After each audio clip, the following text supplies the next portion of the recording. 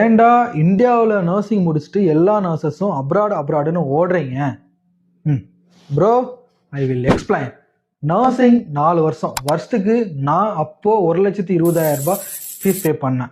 இது இல்லாமல் exam fees, mess fees, hostel fees அப்படின்னு பார்க்கும்போது 1,50,000. வருஷத்துக்கு 1,50,000 4 வருஷத்துக்கு 6 லட்சம் ரூபாய். இது இல்லாமல் அந்த ஃபீஸ் இந்த ஃபீஸ்ன்னு பார்க்கும்போது 6,50,000.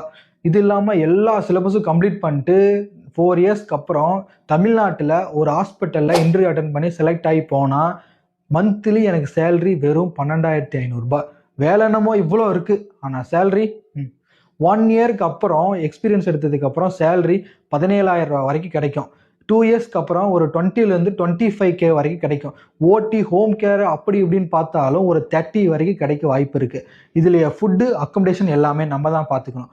அப்படி இருக்கும்போது நான் வாங்கின எஜுகேஷன் லோனு வட்டி போட ஆரம்பிச்சிடும், வட்டி குட்டி போட ஆரம்பிச்சிடும்.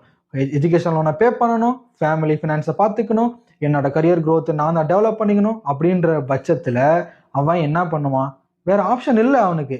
இன்னைக்கு 2025 படி நிலவரப்படி ஒரு பிரைவேட் காலேஜில் நர்சிங்கோ இல்லை ஃபிசியோதெரபிஸ்டோ படிக்கிறதுக்கு 1.5 to 2.5 லட்ச ரூபா வரைக்கும் செலவாகுது. அப்படி இருக்கும்போது அவன் என்ன பண்ணுவான்? அவனுக்கு லாஸ்ட் ஆப்ஷன் இது ஒன்று தான். எங்களுக்கு மட்டும் என்ன ஆசையா?